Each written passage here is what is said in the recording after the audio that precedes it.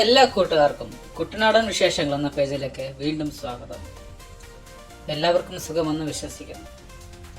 അങ്ങനെ വീണ്ടും ഒരു വള്ളംകളി സീസൺ സമാഗതമായി. കുട്ടനാടൻ, അപ്പർ കുട്ടനാടൻ, കോട്ടയം, പത്തനംതിട്ട ഏരിയകളിൽ വള്ളംകളി ചൂടിലേക്ക് വന്നു കഴിഞ്ഞു. ഇതുവരെ പല ക്ലബ്ബുകളും അവരുടെ പരിശീലനങ്ങൾ ആരംഭിച്ചു കഴിഞ്ഞു. ഇന്ന് നമ്മൾ സംസാരിക്കാൻ പോകുന്നത് കുമരകം ടൗൺ ബോട്ടപ്പിനെ കുറിച്ചാണ്.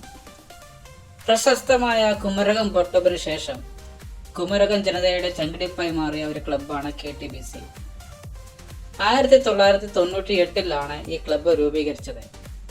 അതിനുശേഷം 1999 ആണ് അവർ ആദ്യമായി നെഹ്റു ട്രോഫിയിൽ മുത്തമിടുന്നത്.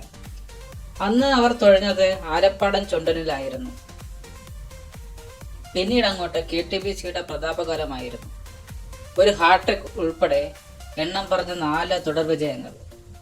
2004 ചെറുതനയിൽ 2ാം വിജയം, 2005 അവരുടെ തുറുപ്പുചീട്ടായ പായിപ്പാടനിൽ 3ാം വിജയം, 2006 പായിപ്പാടനിൽ പിന്നെയും വിജയിച്ച് KTBCയുടെ ആദ്യ ഹാട്രിക് നേടി.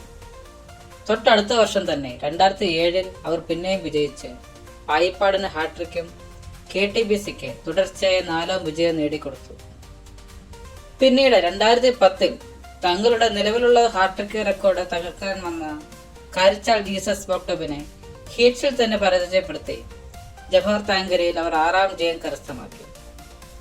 കഴിഞ്ഞ 2 വർഷങ്ങളായി നെഹ്റു ട്രോഫിയിൽ മൈക്രോ സെക്കൻഡിന്റെ വ്യത്യാസത്തിലാണ് അവർക്ക് കപ്പ് നഷ്ടമായത്. ഈ വർഷം 2025 NTBR CBLന് പായിപ്പാടൻ ചുണ്ടനാണ് അവർ ഏറ്റെടുത്തിരിക്കുന്നത്. അതിനുവേണ്ടിയുള്ള പരിശീലനം അവർ നേരത്തെ തന്നെ കുമരകത്തെ തുടങ്ങിക്കഴിഞ്ഞു. ഈ വർഷം സാമ്പത്തികമായി ബുദ്ധിമുട്ടിലായ ക്ലബിനെ നയിക്കാൻ വന്നിരിക്കുന്നത് അച്ചായൻസ് ആണ്. അച്ചായന്റെ ക്യാപ്റ്റൻസിയിൽ KTBC പായിപ്പാടനിൽ പള്ളാത്തുരുത്തിയുടെ ഡബിൾ ഹാട്രിക് തകർക്കുമെന്ന് പ്രതീക്ഷിക്കുന്നു.